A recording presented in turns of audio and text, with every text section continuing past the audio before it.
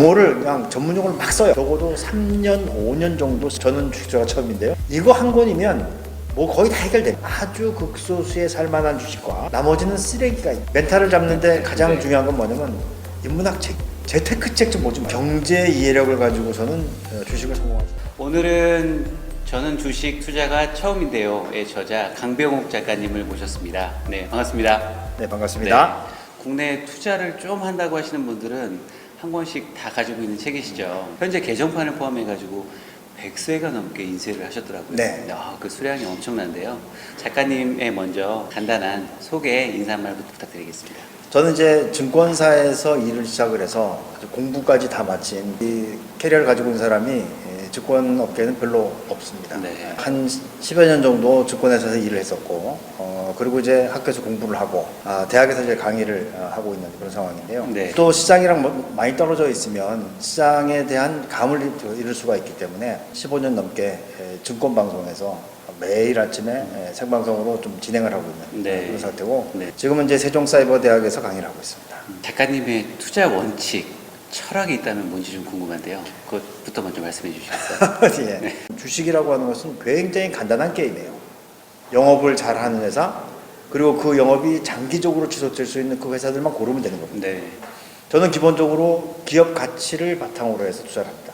그 다음에 이제 우리가 흔히 실수를 많이 저지르는 것 중에 하나가 뭐냐면, 지금 적자 기업인데 조금 있으면 흑자가 될 것이라고 하는 그런 기대를 가지고 투자를 하는 경우가 있는데, 그거는 오산입니다. 그래서 저는 절대 네. 적자 나는 기업은 아무리 좋다고 해도 투자를 하지 않고요. 산업이 동태적으로 바뀐다라고 하는 것은 60년대에 있던 산업이 70년대, 80년대, 90년대, 2000년대에 이어지는 것이 아니고 60년대 좋았던 것이 망하고 70년대 좋았던 것이 또 망하고 이렇게 계속해서 새롭게 나오는 산업들이 있단 말이죠. 네. 그래서 현재 트렌드가 어느 산업으로 가고 있는지를 잘 알아야지 거기에서 좋은 종목이 나오게 되는 거죠. 기업 가치가 좋은 거, 적자 나는 기업은 하지 않고, 그리고 산업을 잘 이해하고 있는 것. 이게 제 기본적인 투자 원칙이고 철학입니다. 직장인들이 현업 때문에 주식을 체계적으로 이제 공부하기가 쉽지 않잖아요. 그렇죠. 네. 주식 투자가 처음인데요라는 책이 그런 면에서는 도움이 많이 되는 것 같아요. 주식 투자를 처음 시작하는 직장인분들한테 이거 세 가지만은 꼭 필요하다라고 이제 말씀해 주실 것이 있다면 뭐가 있을까요? 사실 이제 그 주식 투자를 늘 하던 분들이 아니면 네. 굉장히 생소한 환경에 들어오게 되거든요. 네. 그러니까 생소한 환경에 들어오게 되면은 제일 먼저 해결해야 되는 것이 용어 문제입니다. 용어. 네. 용어를 그냥 전문 용어를 막 써요. 주문 낼 때 이번에 시장가로 내세요, 조건부 지정가로 내세요, 이렇게 하면은 모르잖아요. 네. 그러니까 용어를 좀 해결해야 되는 거죠. 주식을 발행한 그 기업은 자기가 이야기를 하지 않아요. 말로 이야기하지 않고 재무제표라고 하는 회계장부를 가지고 네. 이제 이야기를 하거든요. 네. 그러니까 기본적으로 나는 회사가 이야기하고 있는 것을 알아들어야 되겠는데, 그걸 알아듣기 위해서는 일단 재무제표에 대한 이해가 필요해요. 기본적으로 회사가 우리한테 이야기하는 그 언어들을 이해하는 것, 즉 재무제표를 이해하는 것이 중요하고, 네. 그 재무제표를 가지고 보면은 대체적으로 그 기업의 가치가 어느 정도 된다라고 하는 것을 이해를 할 수가 있거든요. PER이나 PBR이나 이런 그 지표들을 가지고 이 회사가 과연 다른 회사하고 비교해서 저평가되어 있는지 아니면 고평가되어 있는지를 판단해야 되는 거죠. 업계에서 나온 책 중에 제가 제일 먼저 유일하게 시도했던 게 뭐냐면, 네.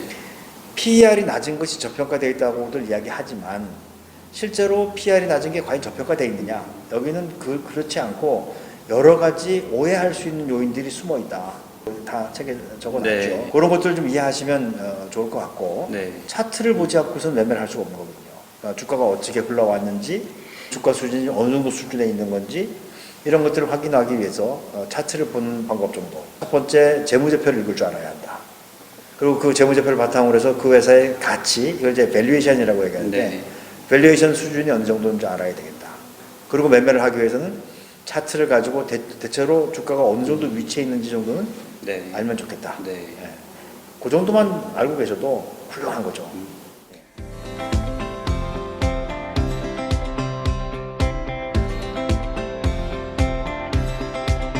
이번에 책을 보면서 차트 보는 법 이런 것들을 흐름들을 좀 적어가다 보니까 좀 더 위험성이 적게 투자할 수 있겠구나라는 생각을 했습니다. 근데 그런 기록들을 네. 장기적으로 남기셔야 돼요. 이걸 3년, 5년 정도 이렇게 예를 들면 이제 주가가 올랐으면은 빨간색 글자로, 주가가 떨어졌으면 파란색 글자로, 뉴스 나온 것들 이제 메모 좀 하고, 네. 이제 공시 나온 거 좀 메모 좀 하고, 그래서 좀 장기적으로 좀 훈련을 하는 것이 필요하다. 네. 지금 말씀하셨던 훈련이라는 게 굉장히 좀 중요한 것 같습니다. 네. 그 한 달 정도 이제 할 수 있는 직장인들은 많이 없을 것 같아요. 할 수 있는 직장인이 없는 게 아니고 하고 싶은 네. 사람이 없는 거죠. 왜냐면 마음이 급하니까 예. 빨리 저기 연수를 해서 실전에 뛰어들고 싶다. 네. 예, 이런 생각인데 실패하는 가장 지름길이에요. 그렇죠. 예. 아니 왜냐면 여기는 예를 들어서 한 100명 정도가 투자를 한다. 네. 그러면은 한 5명 정도만 돈을 벌고 나머지 95명은 탈락을 해요. 근데 더 재미있는 거는 네. 그 95명이 계속 채워져요. 써도 끊이지 않게 돈이 나오는 걸 화수분이라 하잖아요. 네. 주식시장은 이 화수분 같은 거예요. 사람들이 계속 채워져요. 주식 투자를 처음 하시는 분들이 주식 투자에 대해서 접근할 때 좀 좋은 습관이 있다면 경마라든지 이런 것들은 이제 운에 맡기는 경우가 많고 네. 주식 투자라고 하는 것은 우리가 명확한 지표가 있어요. 그 지표가 뭐냐면 바로 기업 가치입니다. 기업의 가치가 변해나갈 때 주가는 장기적으로 그 기업 가치에 수렴한다라고 하는 그 믿음이 있어야 돼요. 네. 이거는 일반 투자자들이 하기가 굉장히 어려운. 그런데 기업 가치라고 하는 것은 생각을 해보세요. 이게 내가 회사를 만들었어요. 회사를 키워가지고 본궤도에 올려놓기까지는 적어도 3년, 5년 정도 시간이 걸린단 말이에요. 네. 일반 투자자들이 하는 것 중에 오류를 저지르는 것이 너무 단기 매매를 하는 거예요. 그렇죠. 단기 네. 매매를 하다 보면 스텝이 꼬일 때도 있거든요. 그리고 그건 기업 가치하고는 상관없이 그냥 경마하는 것 같아요. 예를 들어서 지금 손에 나고 있는 주식을 팔았는데 그게 그날 상한가를 왔어요. 그러면 속된 말로 미쳐버립니다. 단기적인 매매를 하게 되면 내가 나를 컨트롤하지 못하는 일들이 생길 수가 있거든요. 그러면 주식은 망해요. 경제 이해력을 가지고서는 주식을 성공할 수 없다. 그것만 가지고서는. 결국은 주식은 제가 이제 30년 넘게 일도 하고 책도 쓰고 강의도 하고 있지만 네. 최근에 들어서 제가 드는 생각은 주식은 멘탈 게임이에요. 누가 멘탈리 로버스트하냐. 누가 이 정신력이 강건하냐. 여기에 따라서 이제 성패가 달라진다고 생각하거든요. 내가 멘탈이 흔들리는 상황을 스스로 만들면 안 돼요. 너무 경제 이해력, 나는 경제 지식이 부족하니까 이걸 주식 투자를 실패해. 그게 아니고요. 경제와 관련되는 것들은 이제 제 책이 있잖아요. 네. 저는 주식 투자가 처음인데요. 이거 한 권이면 뭐 거의 다 해결됩니다. 이 주식은 그 투자자들에게 공포를 주고 또 탐욕스러운 순간을 만들어요. 네. 그런 상황에서도 내가 의연하게 한 발 떨어져서 주식을 볼 수 있는 마음 자세 이런 것들이 주식 투자하는데 굉장히 필요한 거죠. 장기 투자에 대해서는 말씀은 하셨지만 뭐 3년에서 5년 정도는 가지고 있어야 된다라고 얘기하셨지만 분산 투자에 대해서는 좀 원칙을 어떻게 갖고 계신가요? 분산 투자는 이제 1930년대에 제임스 토빈이라는 사람이 네. 그 예일 대학에 있었는데 이 사람이 한 얘기 때문에 그래요. 계란은 한 바구니에 담지 마라. 계란을 한 바구니에 담아놓다 보니까 이 바구니에 뒤집어지면 계란이 깨지잖아요. 네. 그러니까 이제 분산을 해라라고 하는 거고 발전을 시켜서 요즘에 이제 그 분산 투자를 하게 되면 위험이 줄어든다 이렇게 본단 말이에요.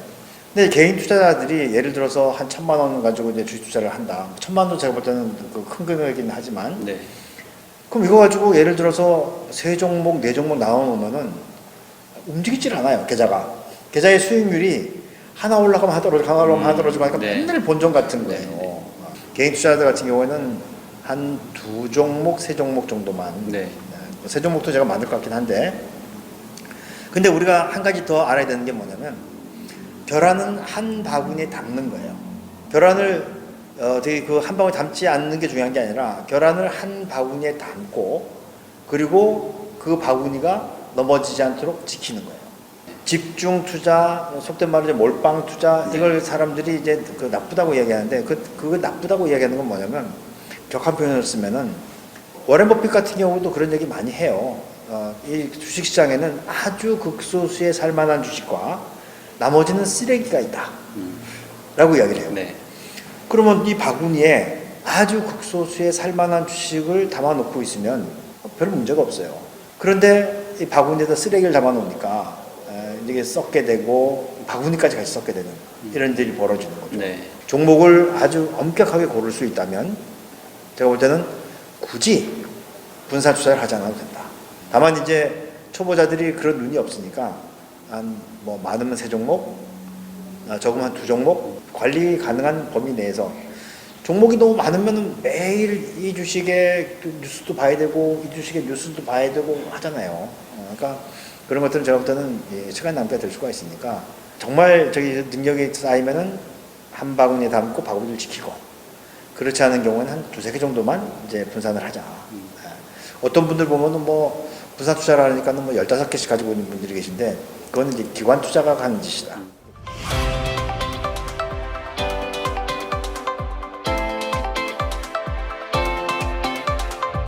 주식을 사고 싶다라고 하면 자신이 없을 때는 그냥 펀드를 좀 이용하는 편입니다.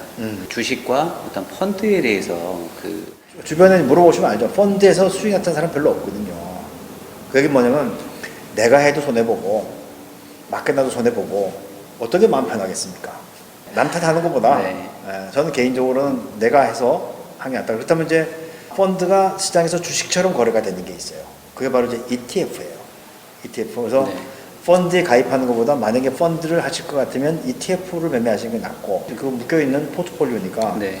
그렇지 않고 그 산업이라든지 종목에 대한 지식이 좀 더 좋아진다면 그럼 이제 개별 기업으로 가는 것이 훨씬 더 수익을 많이 낼 수 있는 기회가 되는 거죠. 네.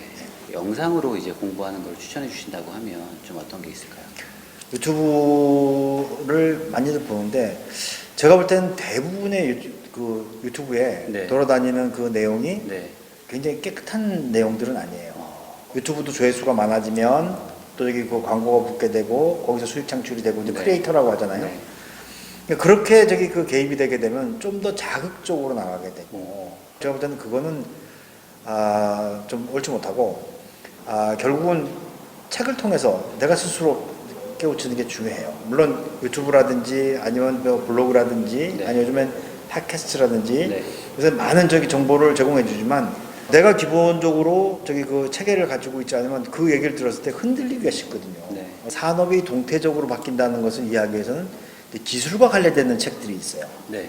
요즘에 뭐 통신 기술이 어떻게 발전하고 되고 자율주행 같은 게 나왔을 경우에 네.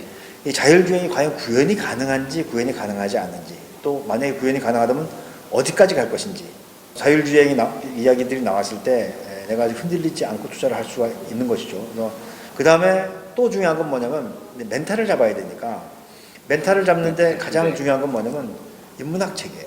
특히 역사책 다단계 있잖아요. 네. 다단계 사기도 얼굴만 바꾸는 거지 계속해서 그런 일이 벌어져요. 왜 그러느냐?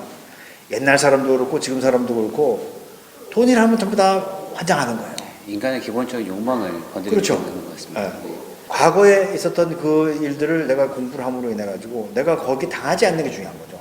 제발 재테크책 좀 보지 마시라.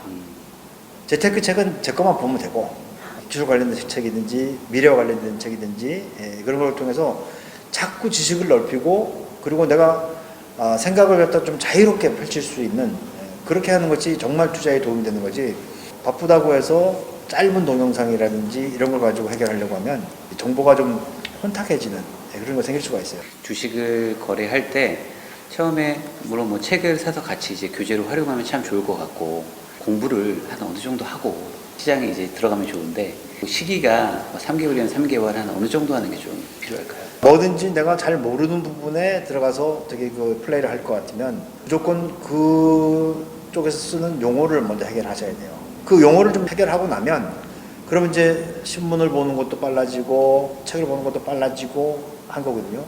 그러니까 제일 먼저 용어를 빨리 습득하시라.